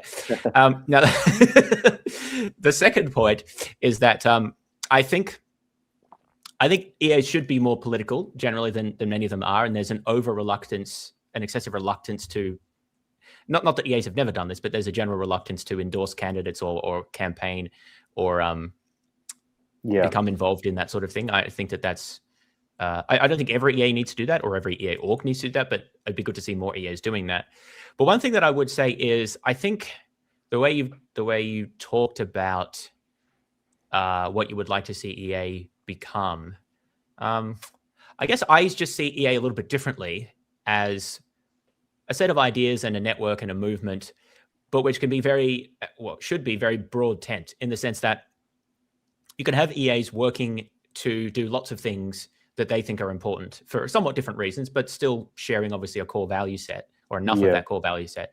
So if there's EAs who want to, campaign for democratic socialism, for example, and are informed by key EA principles in doing that, like the importance of considering alternatives and using the best reasoning we can, and being sensitive to trade-offs, and keeping an open mind to criticism, and all of those things that we like to value in EA, then I think that would be good. And I think it wouldn't even be a problem if there are times when EAs come to a different to an issue and have different perspective on it. Like, that's sort of fine. I think that even if nothing else, the discourse will be elevated by having people who think in those sorts of ways and are willing to consider the evidence and counter arguments and things like that. So I think of it more or less as like, what is EA doing? Because EA is not a single organization. There are prominent organizations within it, but it is not an organization. Rather, like, what can people within EA do, informed by and working within, in some sense, EA communities and informed by EA ideas. So I think it would be great to see more people who identify as EA, or are at least informed by EA, to be doing all of these sorts of things, or many of these sorts of things. And I think that like, everything that every person who is part of EA doesn't have to be in agreement with what every other EA does. And there could be points where they disagree about particular policies or interventions. But I still think the world would be a much better place if we had people approaching things from a broadly EA mindset, even if they do find themselves at loggerheads at certain points. Like, I'd love for an election where I could vote between two EA candidates who nevertheless take different positions on a bunch of political issues. Like, that'd be amazing. Like, I think that'd be way better than what we have. So I guess sort of that's my overall take, is like, I would like to see more people, and like, in some sense, if someone publicly identifies as EA is not necessarily important in and of itself. If you're if you're motivated by a lot of ideas that I think are consistent with mine, as I think are, Ryan, even if we disagree at some points, then I think that's a great thing. I do still think there's value in that identification, although there can be costs as well, so that needs to be balanced. I think there is value in participating in a group and network of people who do share some of those ideas in common. I think that there's motivational benefits, there's educational benefits, and you can also be an influence on other people. That's something that I try to do a lot. That's why one of the reasons I'm involved with EA have been so long is I try to influence people about my way of thinking about what EA is and should be. And so, so anyway, so like that's sort of my vision for the future, if you like, about what I would like to see. Right. More of. And that's why I kind of has maybe it wasn't helpful to bring up the DSA, but I think like in my mind, the way I see it is I do kind of the way I initially framed it is I don't necessarily like care whether someone is a socialist or social democrat, or I mean, I think what I would be far more fundamentally opposed to would be like a libertarian or just free market capitalist kind of person with very little regulation. I don't think that would fit within the movement that I would want to see. I think it's still there's got to be some guardrails in my view, but I think it's like, to me, whether socialism or capitalism, say, is a better system is more of there's much more of an empirical element involved in that than like, so that's why I think there's room for disagreement there that's legitimate. And I think that, like, say, socialists or capitalists should be broadly accepted within that movement, like, and you can have the intramural debates, I guess, about that and determine which one is better overall. And more the point is, EA doesn't take a position on that sort of thing. It's more about the types of reasoning that one uses and the sorts of concerns that one's motivated by. And that's what I was saying. I think it's good to have a big tent movement where we have lots of people from different perspectives who share common underlying values, not even every value, but enough to be usefully cooperate. I guess what I'm trying to say, though, is that I think the EA movement as it currently, there's still probably far too many libertarian-leaning people, I think, within it that are happy to accept and just continually keep using private charities and rely on that more, just perpetually, essentially, and not seek to kind of get rid of that means of helping people eventually. Where I would rather kind of see those people gone, and that might not be broad tent enough for you, but I guess that's what I'm kind of saying is like it would have to be within the guardrails of what I see as being just. And I think like a libertarian leaning philosophy is pretty far outside of that in my personal view. But this comes back just down to now, moral and political philosophy kind of stuff, I guess. But that's pretty antithetical to it, even if they do, like, I think there are lots of libertarians that are concerned about helping people and want to see less suffering in the world, but I think their like fundamental ideology is pretty heavily flawed, I guess. So then there's just that whole question of like how, I don't know, not that I would like, if someone says they're a libertarian, I wouldn't like think that they should be accepted per se, but like realize that like the official stance of the movement is very firmly against that. If that makes sense. But well, this is interesting. I mean, so one point is that I mean, there certainly are some people in the movement who are libertarian or libertarian leaning. I don't get the sense that that's very dominant in Australia, but that just might be my sense of things here. It could be different in the Bay Area, for example. I'm not sure. I don't know how prominent it is. I guess I brought that up as an example of there's a non-negligible amount, it seems like. But in fact, I do think... Yeah, the EA survey actually did ask about this a few years ago, and the majority of people are like left or center left. There is definitely a libertarian subset. I don't remember what the percentage was, but it wasn't more than like 10 or 20%. But anyway, that doesn't necessarily disprove anything. Yeah, and I didn't mean to imply that most of it, or that was the dominant position, but that's just they are represented. I think you're right. I remember seeing that too. I think it's about 10 to 20%, but it did look like the dominant political leaning was more center left. Yes, that's consistent with my experience and observations. But I just wanted to, I can't help but pick at this libertarian point a little bit more. So, Okay. I mean, I'm not a libertarian. I guess I Yeah. think of myself as libertarian leaning in some sense, in the sense of being influenced a lot by individualist liberalism and lines of thinking there. So people like Milton Friedman, for example. Yeah. Though I mean, I see that style. I mean, the type of political system that I support is something like what we see in like Northern Europe, which is capitalism with a large state involvement. And I guess the point is that that's obviously not what a libertarian would want. I think that there are a lot of principles. There are a lot of individualist / liberal, won't necessarily say libertarian, principles behind systems like that.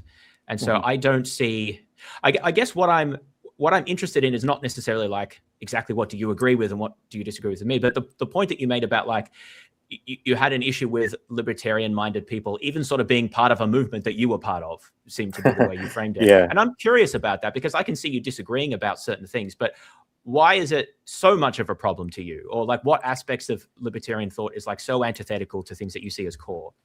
That's what I'm trying to get at here. I think it's just the permissiveness of vast amounts of inequality, essentially, like particularly related to wealth, because it's far.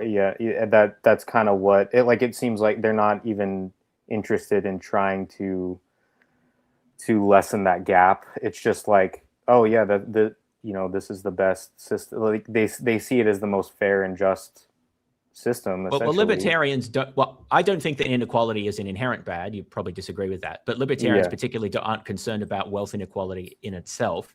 Right. But I guess the thing is that this is interesting to me because if someone is, I don't necessarily want to get into another deep can of worms here, but I'm not even concerned about what you think or I think. It's more just the idea that like someone who is a libertarian who thinks that wealth inequality or income inequality as such is of no moral concern, right?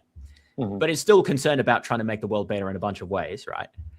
What's so horrible about that I can't work with that person or consider myself on their team? Like that's what I'm not really seeing.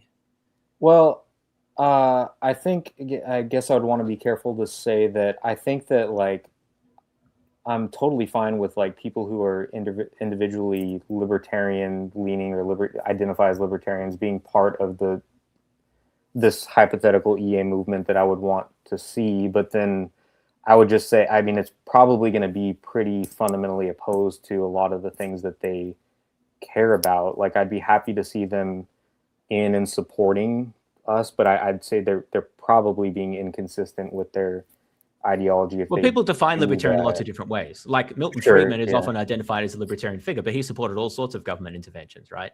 So it can be slippery there. I'm thinking that's one of the go ahead. Sorry. Oh, sorry. Yeah, I'm thinking more just in terms of like, what I mean by that is more just capitalism with very little regulation or safety nets, more that kind of, I guess what people often call just kind of neoliberalism, like very austere. We should have a whole discussion about neoliberalism because I have strong thoughts about that. But let's put that to the side for the moment because I think neoliberalism has nothing to do with libertarianism. There's some ideological connections, but I think that actually in practice, neoliberalism basically looks like Scandinavia and it doesn't look like ANCAP paradise. But don't worry if you don't agree with that. That's not. Yeah, I mean that's a whole area I'm not really familiar with where that term originated from. But there's a huge complex history there, and you can use it in all sorts of ways. But I don't. Yeah, that's just an interesting one because I sorry. I was just going to say that's kind of what I'm meaning more by libertarian. Like I think someone who is interested in, certain regulations that help to make people better off and like more social programs, social safety nets, welfare, that kind of stuff, like wanting to provide healthcare, like some form of universal healthcare. I'm like, whatever you want to call yourself, I think you're broadly on the same team. If you want to see certain things like that to try, figure out what the most effective way to help people is within that kind of a broader political structure is, then whatever you call yourself. That doesn't really. Yeah, I don't know. That's interesting to me because it seems like again, not necessarily the position I adopt. I want to put that to the side, but it seems to me at least a coherent perspective, one that's not ridiculous or crazy or immoral, is to say that what we care about is universal access to healthcare, not the way it's provided. And so we want to think about different ways that could be actualized in a just and fair system, which could involve a lot of private markets, for example, depending on how that's funded, like there's vouchers ideas and things like that. I'm not saying you should support those things. I'm saying that doesn't seem like a crazy idea that I'd want to just like disassociate with anyone who advocates for those, but doesn't necessarily support like a state provided. But they're concerned about universal access in whatever way that can be. Right. Yeah. Exactly. Yeah. Okay. Right. So that's interesting. Okay. I was just clarifying. I think that a lot of this relies on exactly what is connoted by like libertarian and what this. I agree that there are very like essentially self-centered forms of libertarianism that just don't care about a lot of these issues. I've seen that I've seen that manifested, but I don't think that, okay, it's definitely not true that everyone who calls themselves libertarian or has been called libertarian is endorsing those sorts of things. So, and again, I don't identify as a libertarian, but I sort of libertarian leaning in some ways. And I just think that it was interesting the way you described your reaction to that. But I guess it depends on exactly how you're defining what they're supporting by that.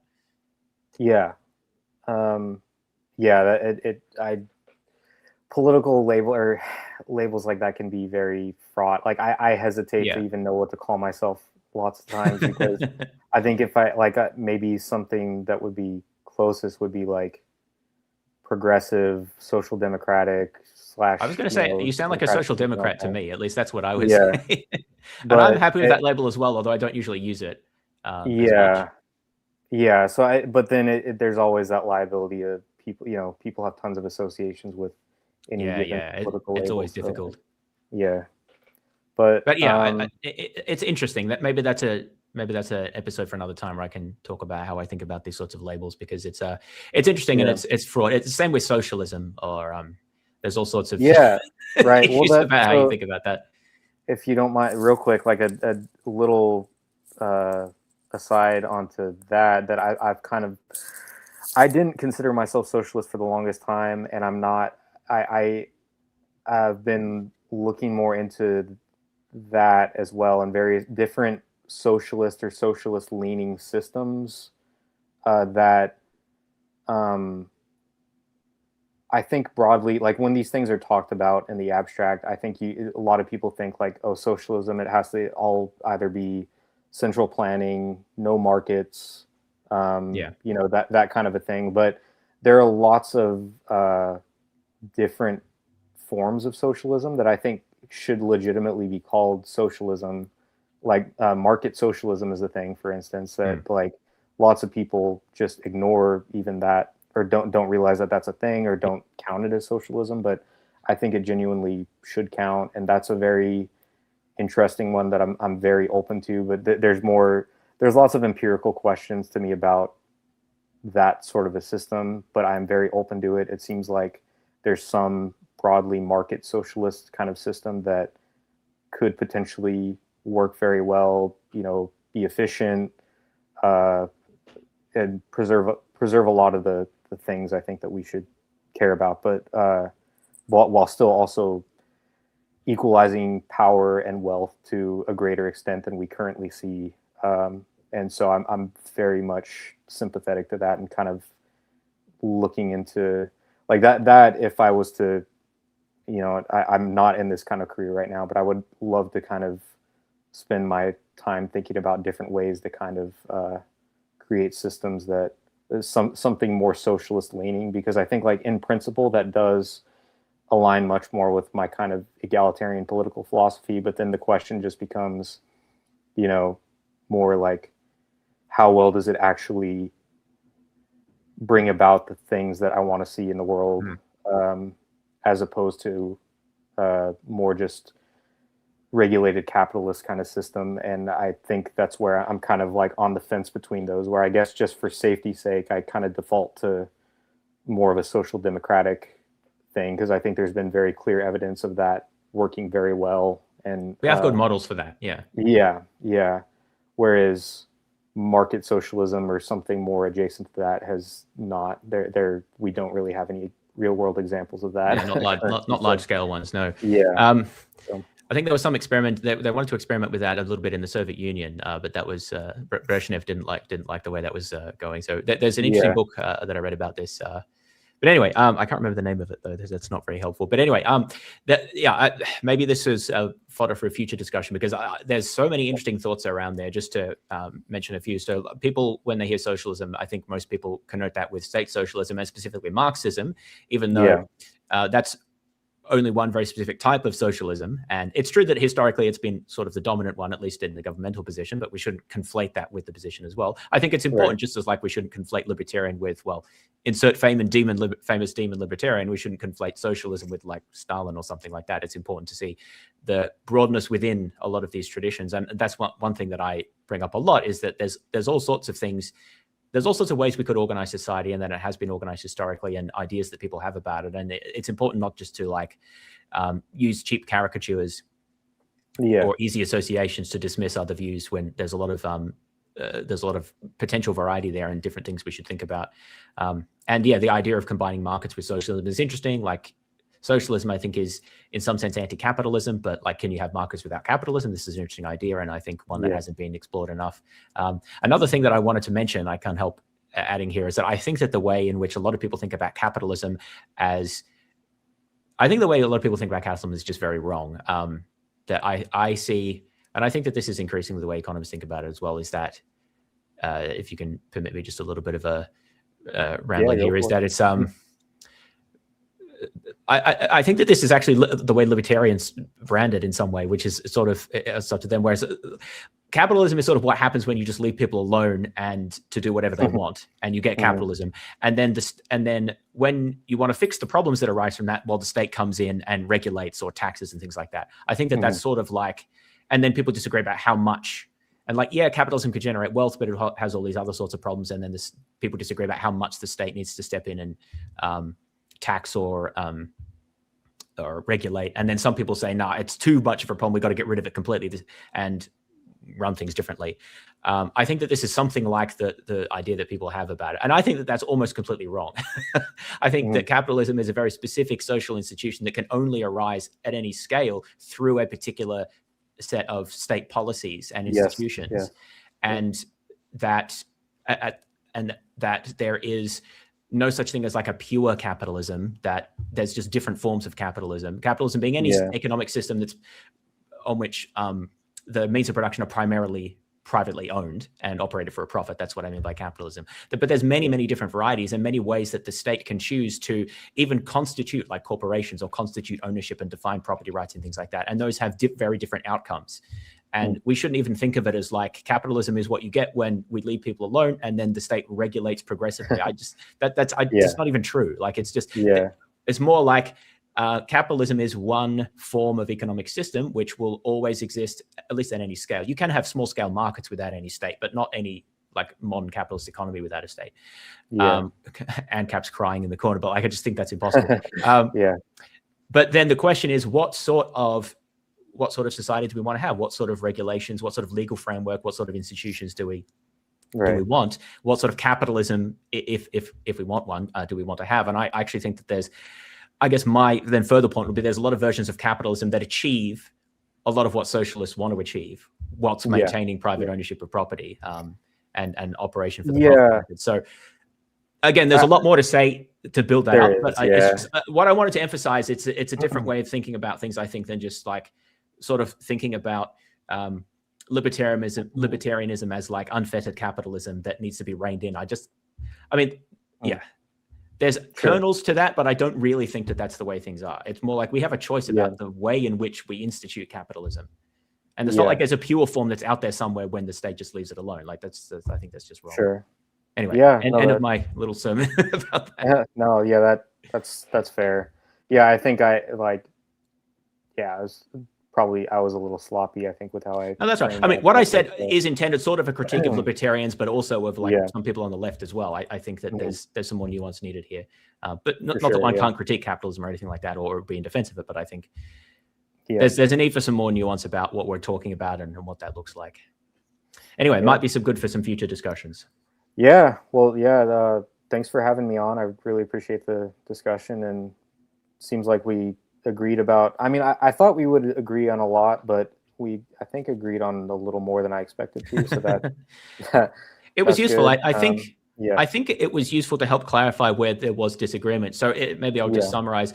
One of the core disagreements was definitely that you have a more contractarian way of thinking about ethics, and you do think that justice and equality have a greater fundamental importance than I think, as more of a consequentialist, and I think many, not all, but many EAs would think. That was definitely a difference, and we talked about the aggregation and some of our different views on that. And then I think the other main difference came into how comfortable you are versus I am with associating with and identifying with the EA movement, that there's not enough of a focus on the sorts of political causes that you're concerned about for that to, quite be something that you're prepared to do. Whereas I'm more, I guess I'm less committed to those causes, although I think that in practice we have a lot of shared views, but also more enthused or more, for whatever reason, willing to operate within EA as it currently is, and then sort of try to scope out my own space for that and argue for doing it in a different way. So I think that those are the main points of disagreement. Do you think that's fair? Yeah, no, I think that's all fair. The only thing I wanted, this is a minor nitpick, but I guess I just wanted to make sure to, not everyone makes this distinction. I think generally in philosophy, as far as I understand, in political and moral philosophy, they do, but I just wanted to flag that contractualism and contractarianism are not necessarily the same thing. Sorry, yes, I'm a bit sloppy with that myself. Yeah, contractualism is more what I associate with, and that's more if actually. So for whoever's seen the show The Good Place, you might be familiar with this philosopher. But T.M. Scanlon wrote this book called What We Owe to Each Other. Scanlon, yeah, fantastic. There's a decent amount of that's in the book that I disagree with, but I think his broader normative ethical theory is broadly correct. I think he is a little bit too resistant to aggregation. Like he's one of the more hardline deontologists that didn't want to accept aggregation of any form. But anyways, that's not the point. So I associate more with his view. Contractarianism is typically associated more with like Thomas Hobbes, and he was much more. He arguably actually was some sort of a rule consequentialist, maybe too. I feel like there's debate about that, but he's much more. I think he would tend to see the contract as more of an instrumental thing. And particularly more for self-interested aims. He has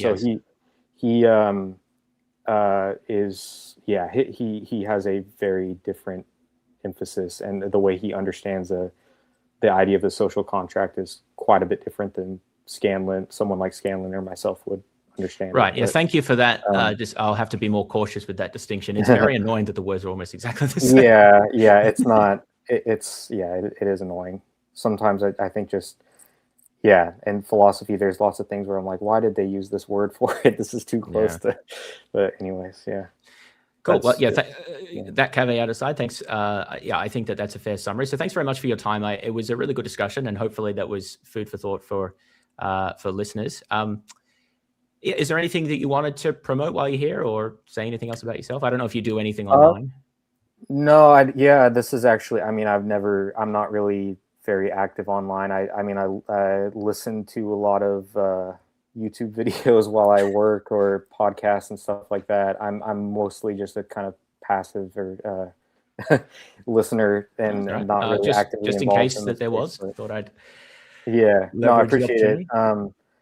I guess I would just encourage people to hopefully think more along those lines. That like anyone who wants to try to make the world a better place and do good in the world, to kind of engage with these questions and try to assess these things in light of broader social and political concerns as well, and how those relate, and kind of just be more mindful, I guess, of how all those interact, and think more.